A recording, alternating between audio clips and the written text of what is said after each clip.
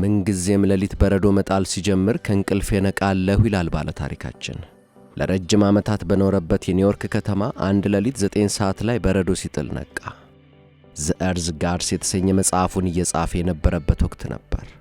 ከአፓርታማው ማስታወሻ ደብተሩን እንደያዘ ወጥቶ ወደ ኒውዮርክ ሴንትራል ፓርክ መናፈሻ አመራ። በረዶ ላይ ሆኖ እየጻፈ ሳለ አንድ የሰማይ ስባሪ የሚያህል የከተማዋ ፖሊስ አባል መጣ። ምን እያደረክ ነው? እየጻፍኩ። እንግሊዛዊ ነህ? አይደለሁም። ፈረንሳያዊ? አይ። እና ምናዊ ነህ? ሊባኖሳዊ። አሃ፣ ሊባኖሳዊ። እንዲያ ከሆነማ ያንን ካሊል ጂብሪን ነው ማንም የሚሉትን ሊባኖሳዊ መጽሐፍ ጻፊ ሳታውቁ አትቀርማ። አዎ አለ ባለ ታሪካችን ተገርሞ። ምን ነው? ይገርምሃል ወዳጄ አለ ፖሊሱ። አንዲት ውብና የተባረከች ሚስት ነበረችኝ። ምን ዋጋ አለው? የዚህ ካሊል ጂብሪን የተባለ ሰውዬ መጽሐፍ ቤቴ ከገባ ወዲህ ሚስቴ ሌላ ሰው ሆናለች። ነጋ ጠባ ስራዋ እሱም መጽሐፍ ማንበብ ሆኗል። ባህሪዋ ሁሉ ተቀይሯል። ሌላ ሴት ሆናለች። በጥልቅ ሐሳብ እንደተዋጠች ነው። የዚህ ሁሉ ሰበቡ ደግሞ የዚህ ካሊል ጂብሪን የተባለ ሰው መጽሐፍ ነው አለና ተከዘ ፖሊሱ። ግራ የተጋባው ይህ የኒውዮርክ ከተማ ፖሊስ ፈጽሞ ያልተረዳውና ጨርሶ ሊገምተው ያልቻለው ነገር ይህ አሁን ፊት ለፊቱ በረዶ ላይ ሆኖ እየጻፈ ያለው ሰው ራሱ ሊባኖሳዊ ሰዓሊና ባለቅኔ ካሊል ጂብራን መሆኑን ነው።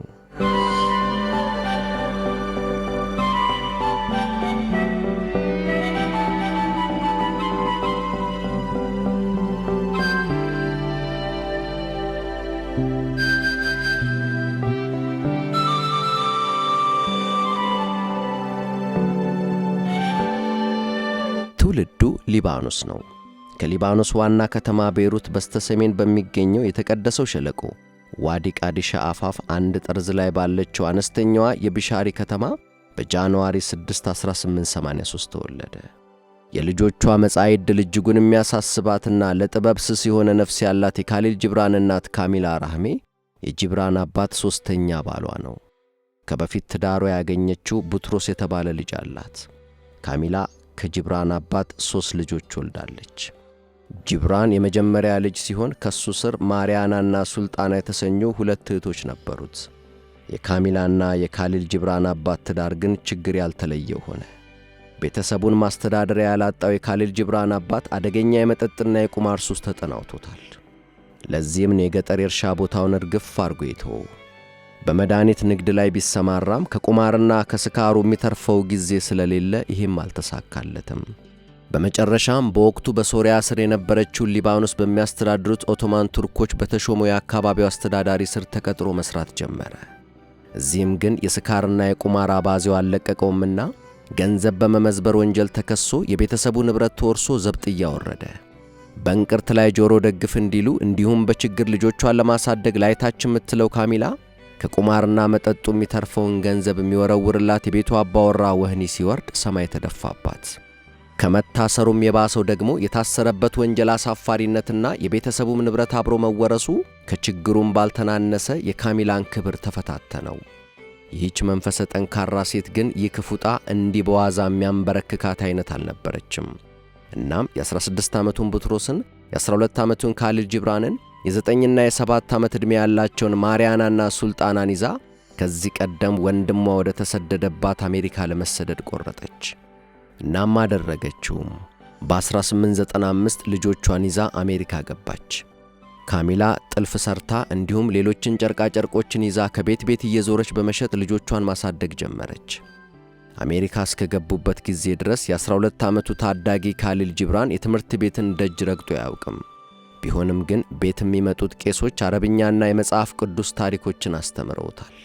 የ12 ዓመቱ ታዳጊ ካሊል ጂብራን አሜሪካ እንደገባ ወዲያው የስደተኛ ቤተሰብ ልጆች እንግሊዝኛ ቋንቋ ወደሚማሩበት ትምህርት ቤት አስገቡት። ከዚህ ጎን ለጎን ደግሞ የስዕል ትምህርቱን ጀመረ። በስዕል ችሎታው የተደመሙት አስተማሪዎቹ ጂብራንን ፍሬድ ሆላንዴ ከተሰኘው የዘመኑ የተራቀቀ የኒውዮርክ አርቲስት ጋር አስተዋወቁት። ሰዓሊ፣ ፎቶግራፈርና አሳታሚ የሆነው ዴ በታዳጊው ጂብራን የኪነት ሕይወት ላይ ትልቅ ተጽዕኖን ያሳረፈ ነው። የምዕራቡ ዓለም ከያንያን በወቅቱ በጣሙን ከሚመሰጡባቸው የሥነ ጽሑፍ ሥራዎችና ከተለያዩ የኪነ ጥበብ ስልቶች ጋር አስተዋውቆታል። ዴም በዚህ የሩቅ ሕልም የሚነበብባቸው ዓይኖች ባሉት መልከ መልካም የምሥራቁ ዓለም ወጣት መደመሙ አልቀረም። በታዳጊው የስዕል ችሎታ ተደንቋል። ለዚህም ነው የተወሰኑ የታዳጊውን የካሊል ጂብራንን ስዕሎች ለሚያሳትማቸው መጽሐፍት ሽፋንነት የተጠቀመው። ታዳጊው ጂብራን በዚህ ፍጥነት ገና አሜሪካ እንደገባ ወደ ምዕራባውያን አርቲስቶች ዓለም ይህን ያክል መሳቡን ግን ካሚላና ታላቅ ወንድሙ ቡትሮስ አልወደዱለትም። የምዕራባዊውን ባህል ተጽዕኖ ፈርተዋል። የሀገሩን ባህልና የኪነ ጥበብ ስልት ይረሳል ብለውም ሰግተዋል። ስለዚህም በ15 ዓመቱ ቤይሩት ውስጥ በሚገኘው የማሮናይት ቤተ ክርስቲያን ስር ባለው የመሰናዶ ትምህርት ቤት እንዲሁም ሂክማ በሚሰኘው የከፍተኛ ትምህርት ተቋም ስር ትምህርቱን ይከታተል ዘንድ ላኩት። በዚያ ቆይታውም ከክፍል ጓደኞቹ ጋር የተማሪዎች የሥነ ጽሑፍ መጽሔት አቋቁሞ በግጥም ችሎታውም የትምህርት ቤቱ ባለቅኔ ተሰኝቶ በ19 ዓመቱ ዳግም ወደ አሜሪካ ተመለሰ። ወደ አሜሪካ ከመመለሱ ከ2 ሳምንታት በፊት ግን የመጨረሻ ታናሹ ሱልጣና በ14 ዓመቷ በቲቢ ሳቢያ ሞተች። በዓመቱ ደግሞ ታላቅ ወንድሙ ቡትሮስ በሳምባ ነቀርሳ፣ እናቱ ካሚላ ደግሞ በካንሰር ተከታትለው ሞቱ። አሁን የጂብራን ብቸኛ አጋር ማሪያና ናት። በልብስ ስፌት ሱቅ ውስጥ ተቀጥራ እየሠራች ራሷንና በስዕልና ግጥም ነፍሱ ያበደችውን ወንድሟን ትደግፍ ጀመር። ኑሮን ለማሸነፍ ከሊባኖስ ተሰዶ አሜሪካ በከተመው በአብዛኛው የነ ጂብራን አገር ሰው ዘንድ ተፍ ተፍ ብሎ ዶላር መሰብሰብ እንጂ ስዕል ስላለው መጽሐፍ እጽፋለሁ የሚሉት ነገር በጥሩ ዓይን የማይታይ የሰነፍ ሰው ሥራ ነው። እናም ምንም እንኳ እህቱ ማሪያና ብቸኛ ወንድሟን መንከባከቧ ትልቁ ደስታዋ ቢሆንም እህቱ እየባተለች የምታኖረው ይሄ አርቲስት ነኝ ባይ ወጣት በሀገሩ ሰዎች ዘንድ ስሙ በሐሜት ከመነሳት አልዳነም። እንደ ጎርጎርሳውያን አቆጣጠር በ1904 በ21 ዓመቱ ጂብራን በዴይ ስቱዲዮስ የመጀመሪያውን የስዕል ኤግዚቢሽኑን አቀረበ። ኤግዚቢሽኑ የተሳካ ነበር። ታዳሚውም ሆነ ሀያሲያኑ ስዕሎቹን ወደዋቸዋል።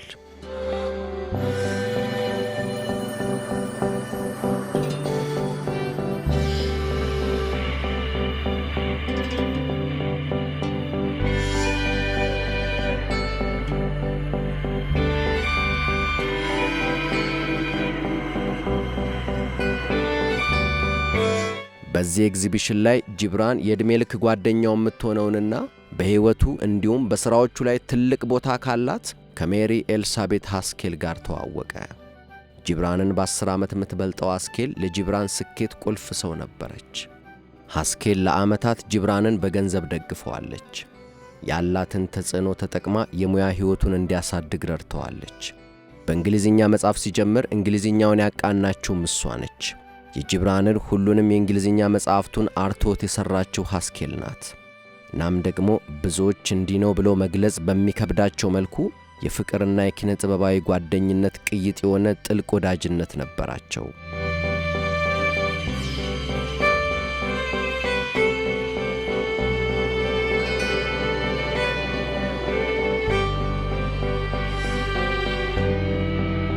ዓለም ስለዚህ ታላቅ ባለቅኔና ሰዓሊ ያወቀውን ያክል ሊያውቅ የቻለው በአብዛኛው ሁለቱ ከተጻጻፏቸው በመቶች ከሚቆጠሩ ደብዳቤዎችና ከሃስኬል ዝርዝር የግል ማስታወሻ ነው። የሃስኬልና ጂብራን ለ28 ዓመታት የዘለቀ ወዳጅነት እንደ ጎርጎርሳውያን አቆጣጠር በ1931 ጂብራን ሲሞትም አላበቃም። ያኔም በኑዛዜው መሠረት የጂብራንን አስክሬን ለሀገሩ አፈር ለማብቃት ከእህቱ ማሪያና ጋር የጂብራንን አስክሬን ይዛ ወደ ማርሳርኪስ ገዳም ተጉዛለች። ጂብራን በሃስኬል የገንዘብ ድጋፍ ስዕል ለመማር በ1908 ወደ ፓሪስ ሄደ። እዚያም ለ2 ዓመታት ያክል ስዕል ተማረ።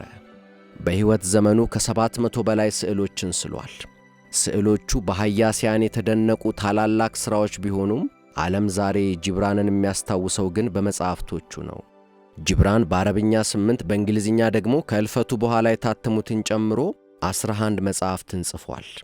ከነዚህ ሁሉ መጽሐፍቶቹ ደግሞ በመላው ዓለም የጂብራን አንባቢያን ልብ ውስጥ የክብር ቦታ የያዘው በ1923 የጻፈው ዘ ፕሮፌት ነው። ጂብራን ለዓመታት በዚህ መጽሐፍ ላይ መላ ነፍሱን አፍስሷል። አንዳንዶች እንደሚሉት ጂብራን ዕድሜ ልኩን ከዚህ መጽሐፍ የላቀ መጽሐፍ ለመጻፍ አምጧል፣ ግን አልተሳካም። አነስተኛዋ ጥራዝ ዘ ፕሮፌት የመጀመሪያ እትሟ ወዲያው በአንድ ወር ውስጥ ተሸጦ አለቀ። ከዚያ በኋላ የዚህችን ድንቅ መጽሐፍ ዝና አንዱ ለሌላው እየነገረ እንደ ሰደድ እሳት ተዛመተ። በተለይም በ1960ዎቹ አሜሪካ ሽያጩ በሳምንት 5000 ኮፒዎች የመጽሐፉም ተወዳጅነት የዘመኑ ቅዱስ መጽሐፍ እስከ መሰኘት ደረሰ። በአሜሪካ ብቻ ይህ መጽሐፍ ከ9 ሚሊዮን ኮፒዎች በላይ ተሸጧል። በመላው ዓለምም አማርኛን ጨምሮ ከ40 በላይ ወደሚሆኑ ቋንቋዎች ተተርጉሟል። የካሊል ጂብራን ዘ ፕሮፌት የመጀመሪያው አረፍተ ነገር እንዲህ ይላል። ለራሱ ቀን ንጋት የሆነው የተወደደውና የተመረጠው አልሙስጠፋ ወደ ትውልድ አገሩ የምትመልሰውን መርከብ በኦርፋሌስ ከተማ ለ12 ዓመት ጠበቃት። በእርግጥ ብዙዎች ደጋግመው እንደሚያነሱት ይህ መጽሐፍ በወጣበት ወቅት የመጽሐፉ ደራሲ ካሊል ጂብራን ራሱ ከትውልድ አገሩ ተነጥሎ ኒውዮርክ መኖር ከጀመረ 12 ዓመቱ። እናም ጂብራን ሁሌም ሊባኖስን እንደናፈቀ ነበር። በጂብራንና በሐስኬል መካከል ያለውን ከነፍስ የሆነ ጥበባዊ ወዳጅነት ለሚረዳ ደግሞ በዘ ፕሮፌት ውስጥ ያለችው ሴት ነቢይት አልሚትራ ሐስኬልን ማለት ብትሆን አይገርመውም። የጂብራን ሥራዎች በአሁኑ ወቅት በመላው ዓለም በስፋት በመሸጥ ከሼክስፒርና ከቻይናዊ ተማላይ ላኦትሱ ቀጥሎ ተስተካካይ የላቸውም። ጂብራን በአረብኛ ስነ ጽሑፍ ላይም ትልቅ ተጽዕኖን አሳርፏል። የዝርው ግጥም አጻጻፍ ስልቱ በአረብኛ ስነ ግጥም ላይ ተሐድሶን የፈጠረ ነው። ጂብራን ከዚህ በኋላ የጻፈው ሌላኛው ትልቁ ሥራው ዘ ፕሮፌትን ከጻፈ ከ5 ዓመታት በኋላ ያሳተመው ጂሰስ ዘ ሰን ኦፍ ማን ኢየሱስ የሰው ልጅ ነው። በዚህ መጽሐፉ በረቂቅ የባለቅኔ ምናብ ኢየሱስን ያዩ 79 ሰዎች ስለ ኢየሱስ የተናገሩትን ያለውን ያስነብበናል። ጂብራን ይህን መጽሐፍ በሚጽፍበት ወቅት ሁሉ አንድ ሰው ከምናቡ አልጠፋም። የባሃይ እምነት መስራች የነበረው የባሃኡላ የበኩር ልጅና በወቅቱ የባሃይ እምነት መሪ የነበረው አብዱል ባሃ። ጂብራን ከአብዱል ባሃ ጋር የተገናኘው አብዱል ባሃ ወደ አሜሪካ በመጣበት ወቅት በ1912 ነበር። በአብዱል ባሃ መንፈሳዊ ስብዕና እጅጉን የተደመመው ያኔው የ29 ዓመቱ ጂብራን የ69 ዓመቱን አብዱል ባሃን ስሎት ነበር። ጂብራን ጂሰስ ዘ ሰን ኦፍ ማንን ከጻፈ በኋላ በአብዱል ባሃ ላይ የሚያተኩር ሌላ መጽሐፍ የመጻፍ ሕልም ነበረው። አብዱል ባሃ የታሪኩ ማጠንጠኛ ሆኖ የአብዱል ባሃ የዘመን ጓዶች ስለ አብዱል ባሃ የሚናገሩትን የሚተርክ አልሆነም። ጂብራን ጂሰስ ዘ ሰን ኦፍ ማንን ከጻፈ በኋላ ከ3 ዓመት በላይ አልኖረም። ሌስል ሺሊንገር የተባለች አንዲት ጸሐፊ የጂብራንን አጭር ሕይወት ታሪክ እንዲህ ትገልጸዋለች። በ12 ዓመቱ አሜሪካ የገባው አርቲስት በ21 ዓመቱ የተደነቀ የስዕል ኤግዚቢሽኑን ማቅረብ ችሏል።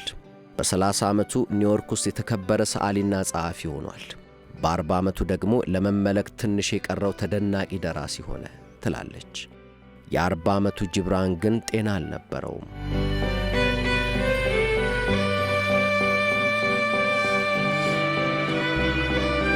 ጂብራን ውስጤ አንድ ለወልደው ያልቻልኩት ትልቅ መጽሐፍ ተቀምጧል ይላል። የዚህ የማይወለድ መጽሐፍ ምጥም ሕመም እንደሆነበት ይገልጻል።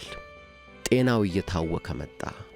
እንደ ጎርጎሮሳውያን አቆጣጠር በ1931 የጸደይ ወራት ጂብራን ያልጋ ቁራኛ ሆኗል።